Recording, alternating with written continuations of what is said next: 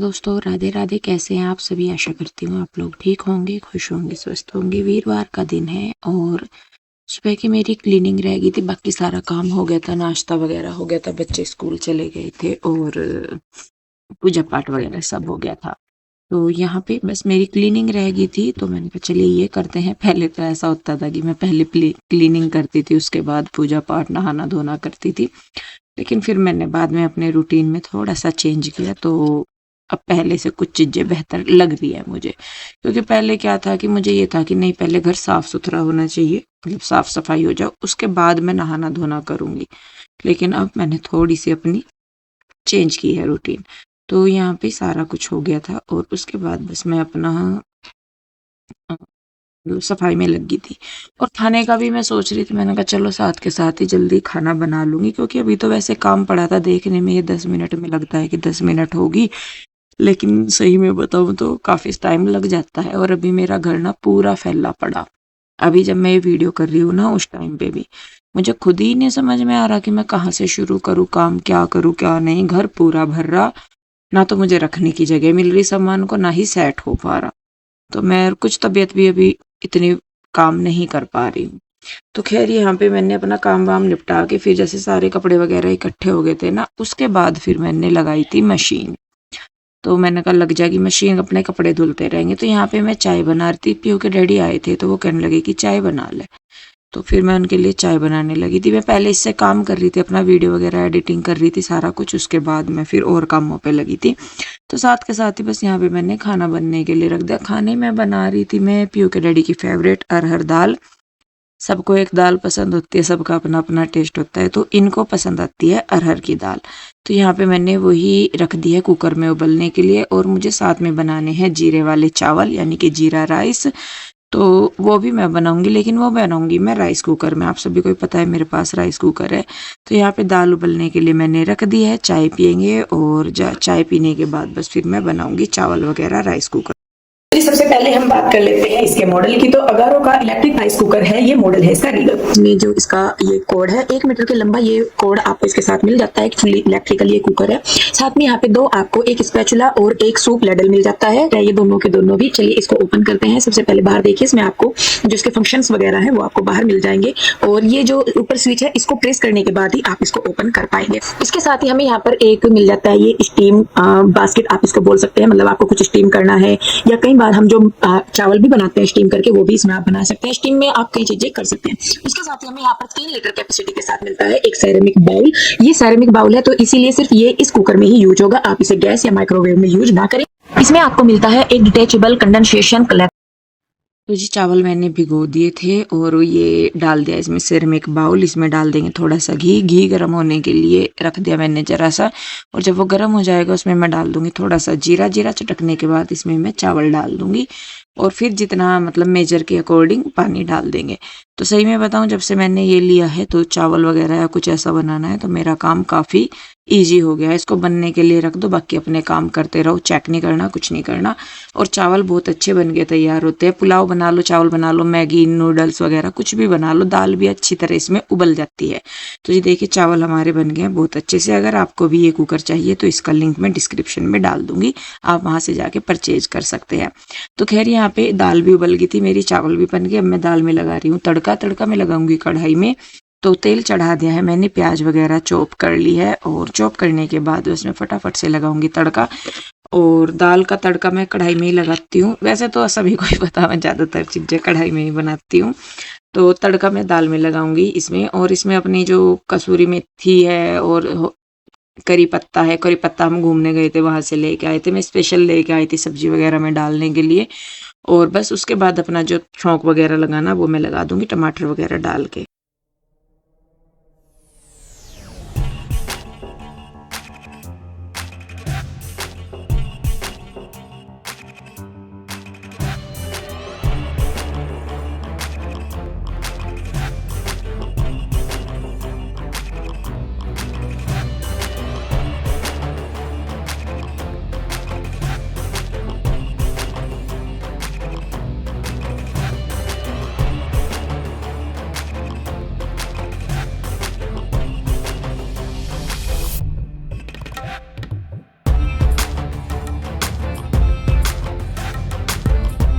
तो जी प्याज मैंने सॉरी टमाटर मैंने डाल दिए हैं, थोड़ा सा नमक मिर्च वगैरह डाल दूंगी। वैसे तो मैं मसाले डाल के ही दाल को उबालती हूँ। उसके बाद यहाँ पे बस ये भुन गई थी तो मैंने इसको मिक्स कर दिया है इसमें, और ऊपर से फिर इसमें गरम मसाला वगैरह डाल दूंगी। अभी मैं इसे थोड़ा पकाऊंगी तो इसको मैंने दूसरी गैस पे रख दिया, इधर वाली गैस पे मैं रोटी बना लूंगी। और क्योंकि मुझे पता था कि दोपहर को दाल चावल बनाऊंगी तो सुबह के टाइम मैंने आटा 5-4 रोटी का एक्स्ट्रा बना लिया था, क्योंकि चावलों के साथ इतनी रोटी नहीं खाते कोई भी। मैं खाती हूँ या पीहू के डैडी, और मेरा भी ऐसा नहीं है कि फिक्स है। पीहू और इसके डैडी का कंफर्म है कि ये दोनों रोटी ही खाएंगे, चावल ये दोनों बहुत ही कम लेते हैं। पीहू तो बिल्कुल ही नहीं खाती, कभी कभार उसका मन कर गया खाने का तो भले ही वो खा ले, वैसे नहीं। तो यहाँ पे रोटियां भी मेरी बन गई हैं, और जब तक मैंने खाना वगैरह बनाया तब तक जो मशीन में मेरे कपड़े डले हुए थे वो भी धुल गए। तो मैं सही में बताऊं, लोग कहते भी है कि हाँ भाई ऑटोमेटिक मशीन ऐसी नहीं है वैसी है, मतलब कुछ लोगों की सबकी चीजों के लिए अलग अलग राय है। पर मुझे इतना पता है कि भाई मैं तो बड़ी खुश हूँ, क्योंकि जब मैं घर से आई ना तो पीयू के डैडी ने यहाँ पे कपड़े वगैरह कुछ नहीं धुल रखे थे। एक दिन धोए होंगे 5-4 कपड़े बस, और 15-20 दिन में मैं आई तो इनके सारे जोड़े हो रखे थे। प्लस जब मैं गई तो उस दिन के भी कपड़े पड़े थे, और अब जब मैं आई तो भी कुछ कपड़े गंदे थे, बेडशीट वगैरह भी बीच में चेंज की होगी।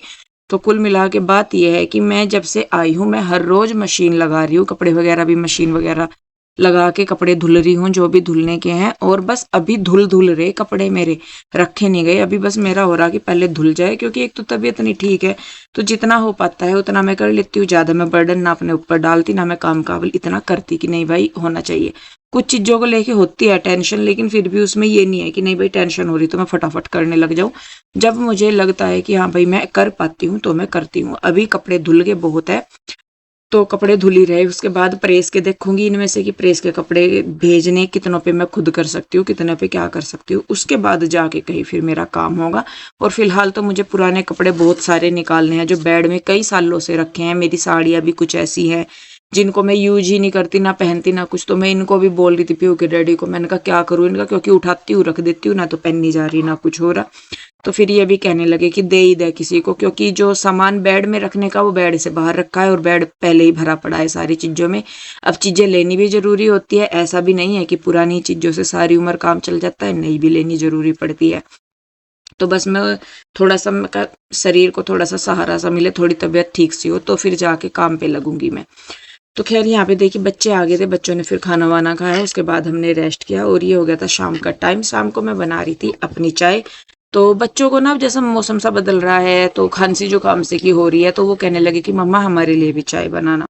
मैंने कहा चलो बना लूंगी। तो जी बस फिर यहाँ पे मैं चाय बना रही थी, फिर पीयू के डैडी भी आ गए थे बाद में। वो कहने लगे कि किताबें, क्योंकि बच्चों की सारी आई नहीं थी सिलेबस तब तक, और आज तक भी जब मैं ये वीडियो एडिट कर रही हूँ तब तक भी पीहू का सिलेबस आया नहीं था, क्योंकि एनसीईआरटी लगी हुई है पीहू के लिए। तो वो बुक्स आई नहीं थी 9th क्लास की, तो फिर वो लेने जाना था। मैंने कहा चलो ले लेते हैं, कृष्णा और रूही की तो कम से कम मिले। तो यहाँ पे बस हम लोगों ने चाय वगैरह पी, और उसके बाद फिर पीयू के डैडी के साथ मैं चली गई थी बच्चों की बुक्स लेने के लिए।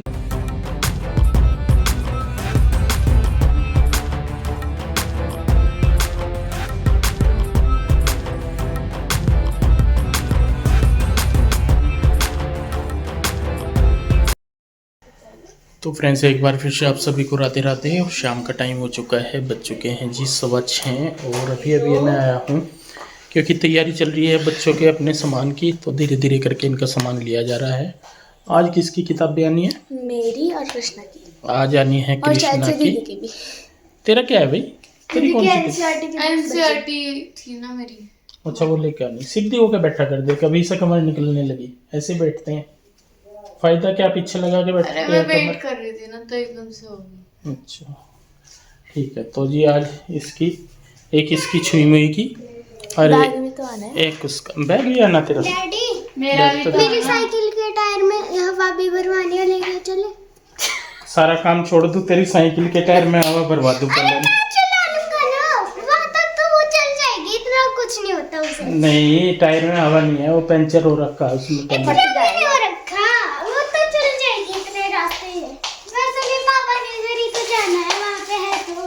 पंप है वहाँ पे? हाँ। तो पंप लेते आएंगे ना फिर। हाँ नहीं ऐसा कुछ नहीं है। ठीक है जी, तो अब हम चलते हैं इनका थोड़ा किताबों का जो काम है वो वाला करने, फिर उसके बाद देखते हैं क्या क्या और क्या मंगाया तुमने। क्या मंगा दिया? अब क्या मंगाया? चूड़ी सिंदूर। आई बहुत खतरनाक खुशबू आ रही इसमें से, हिंदू तो है ही। पॉलीगेल वाले लाख की है, लाख की चूड़े वाली खुशबू। बताओ, लाख वाली चूड़ियां ये तो महंगी भी बहुत आती होंगी, है ना।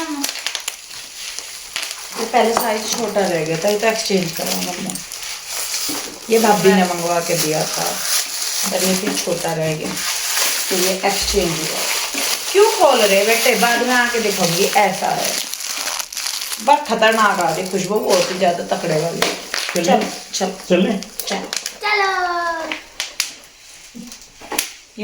तो जी यहाँ पे मैं आ गई थी और जब मैंने देखा तो आशु आई हुई थी घर पे, तो फिर मैंने उसके लिए भी चाय बनाई। अब देखिए कोई आता है तो, बल्कि मेरे पास नमकीन बिस्किट वगैरह अभी थे भी नहीं साथ में कुछ देने के लिए।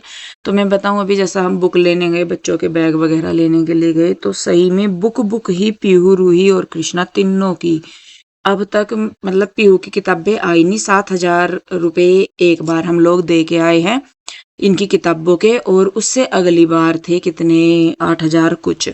तो पीहू की किताबें अभी जिसमें आई नहीं है, सिर्फ रूही और कृष्णा की आई हैं सारी किताबें, जिसमें से एक दो रूही की भी नहीं आई है, पीहू की भी 2-4 आई, मतलब पूरा सिलेबस किसी का नहीं आया। और पीहू की लेने जाएंगे तो 2-4 हजार रुपए और लग जाएंगे। तो मतलब किताबें ही इतनी महंगी हो रही है। और स्कूल वालों ने क्या काम जोड़ा हुआ है कि हर साल कुछ ना कुछ ठाके बुक में से एक चैप्टर चेंज कर देंगे या कुछ, तो आप चाह के भी पुरानी किताबें यूज कर ही नहीं सकते कि भाई किसी को अगर 1 साल से पिछले साल की भी मिल गई ना किसी की, तो वो भी आप यूज नहीं कर सकते। तो ये वाला खेल चल रहा है, मुझे समझ में नहीं आता। मतलब देखिए हमें भी प्रॉब्लम हो रही है, क्योंकि अभी बच्चों की फीस भी देनी है। भले ये एडमिशन फीस नहीं लेते, एक्टिविटी फीस के नाम पे अलग से कुछ ट्रेंड शुरू किया हुआ है इन्होंने। स्टार्टिंग में एक्टिविटी फीस ले लेते हैं, उसके बाद फिर जब स्कूल कंटिन्यू चलते हैं, फिर जो स्कूल में एक्टिविटी होती है उनके लिए जो सामान चाहिए होता है, फिर उसके लिए पेरेंट्स पे करते हैं। तो मुझे समझ में नहीं आ रहा कि स्टार्टिंग की जो एक्टिविटी फीस है वो ये किस लिए लेते हैं। तो सच में बहुत सारी चीजें ऐसी हो गया कि स्कूल में बच्चों को पढ़ाना भी जरूरी हो रहा है, लेकिन स्कूल वालों को भी शायद ये चीज पकड़ में आ गई है कि भाई पेरेंट्स तो पढ़ाएंगे ही और जो तुम मांगोगे वो देंगे। लेकिन सच में मुझे समझ नहीं आ रहा कि ये सब कब तक चलेगा। अगर गवर्नमेंट स्कूल में डाल लें तो वो भी दिक्कत की गवर्नमेंट स्कूल में डाल रहे, क्योंकि मानिए या ना मानिए, लेकिन एक जब जिस कॉलोनी में या जिस सोसाइटी में हम रह रहे हैं, तो बच्चों का स्कूल भी उसमें बहुत मैटर कर रहा है कि हाँ भाई किसका बच्चा कौन से स्कूल में जा रहा।